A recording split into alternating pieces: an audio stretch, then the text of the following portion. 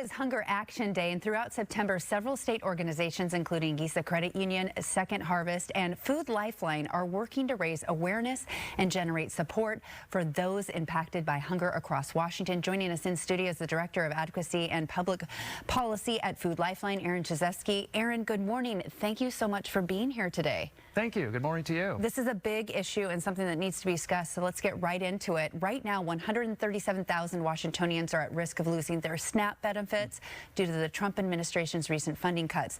This is expected to put a strain on food assistance programs like Food Lifeline.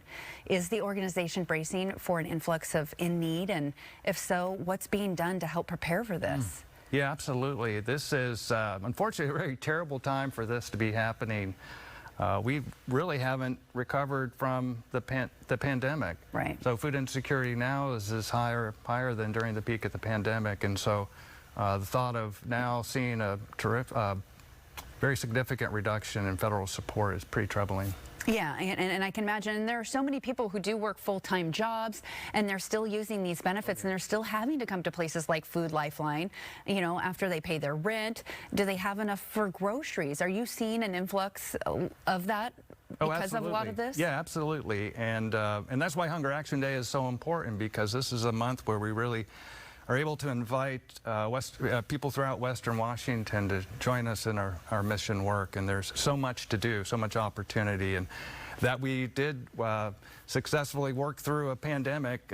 We've proven that we're capable of doing this. And so now we're just eager to invite more people to help throughout the month in a variety of ways. And I can imagine inviting more people, getting more donations. But what do you believe can be done on a state level to help put an end to food insecurity right here in Washington? Okay, I'm get excited about this because this is the work that I do.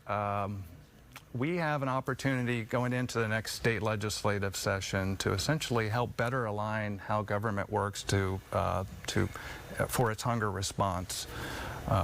It'll be a tough, challenging session because we're not done with budget shortfalls. However, there's opportunity, again, to better align how government responds to hunger.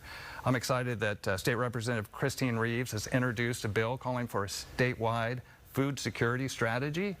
And so this would really require all state agencies who work in a hunger space to connect and have shared vision and plans for how to better address the hunger problem.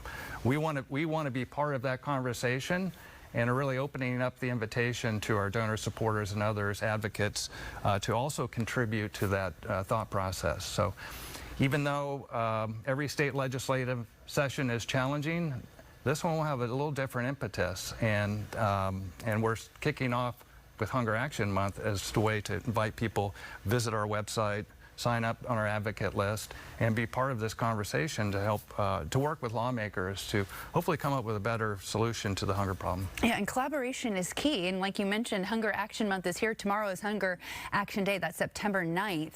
Can you tell us a little bit more about what tomorrow is all about and how people can really get out and help and get involved? First, you said it, collaboration is key. None of us do this alone. And so we work closely not only with our food bank partners, but food banks across the state, coalitions, to really speak with one voice against hunger. So that's really important.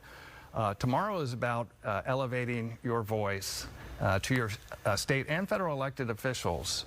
And so again, by visiting our website, signing up on our list, we'll send the information to make it easy for people to send messages to the lawmakers. But right now, this many months away from state legislative session, the message is hunger is a concern that I want you as my elected representative to prioritize. When we make fighting hunger a top legislative priority, things will get done.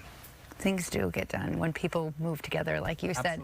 So when it comes to food donations, people usually give away canned foods and shelf-stable, options. But what are some of the foods or maybe other items that people can donate that families need but usually actually don't really get? What people need is the kinds of things that you like to eat.